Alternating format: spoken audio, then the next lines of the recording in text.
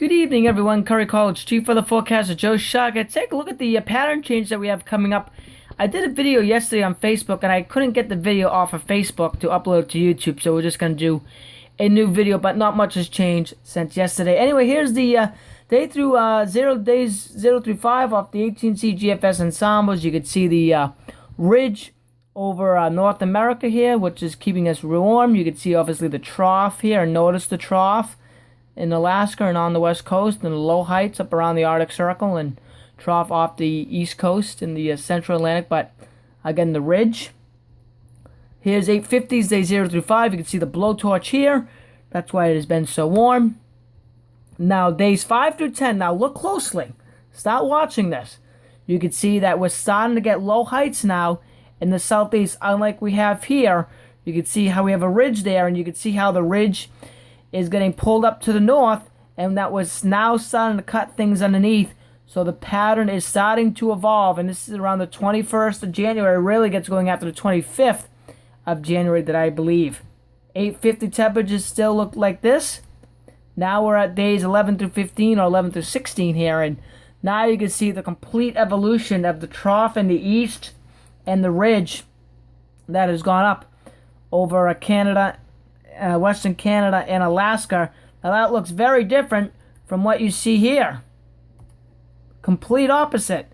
Ridge over the lower latitudes, trough over Alaska, and you get this. So a complete flip, basically, of what we have now across the northern hemisphere. So again, this is going into the 1st of February, so this is a very, very cold pattern coming at 500 millibars. Here's the Canadian. Here's the 850 temperatures. Then we're going to take a look at the Canadians. You can see here the 850 temperature anomalies. Quite cold across much of the U.S. And there it is again, the snapshot day. You can see day 16, very, very cold in the U.S. as a whole. Here's the GFS. I can't think we'll have the Canadian coming up. It's definitely the next slide, though, guaranteed. But again, day 16 off the GFS, so that's plenty cold and plenty of snowstorm threats. Now there's the Canadian. Days 0 through 5, temperatures 850. You can see how warm it is. Height field looks like that. Days 5 through 10, you can see again the ridge is getting back. The trough is cutting underneath.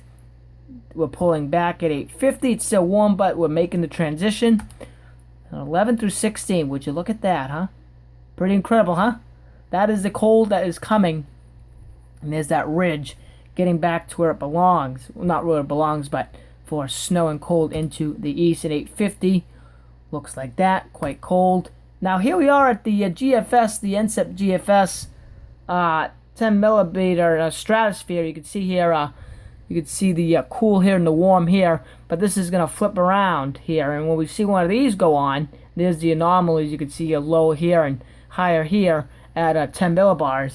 But as you can see, as we get closer in, here we are this upcoming Saturday. The temperature anomalies, you can see, we're starting to warm up now in this part of the stratosphere. We've got the stratosphere cooling, and the stratosphere is warming. Looks like this, the anomalies. You can see the heights starting to come up here at 10 millibars. This is way, way up in the atmosphere. And then by 252, very major stratospheric warming on this side of the pole. You can see the cold. You can see previously how warm it was here. So you can see basically what's happening is we're getting a cross-polar strat warm event. So that leads to something like that, a complete opposite of what we have now by the 26th of January. Again, supplying the ideas of all the cold that is coming in. The anomalies look like this. And then 336 to 29th going to the 30th of January. Obviously, you can see the large-scale stratospheric warming that is going to be taking place. And the anomalies look like that. And here, let me try to get in closer. You can see here is the Arctic Circle, the circle right in through here, so you can see it's on our side of the pole as we get to that time frame. And again, 384, very, very warm in the stratosphere. Major warming event going up over the pole, and the anomaly looks like that. So again, that's a very cold signal for the U.S., and also could see some cold into Europe as well with this. But really, we're focusing only here on the U.S. in this forecast. But again, the cold is coming, no question about that. This pattern change will not be denied by the very least.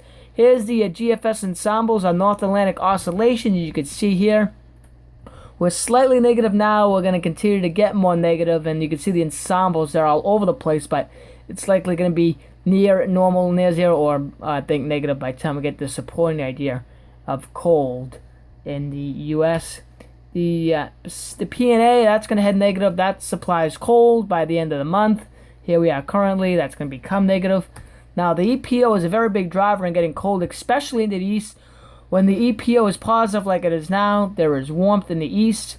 When the and at least during the winter time, we're only talking about the winter here, and each season has its own variations.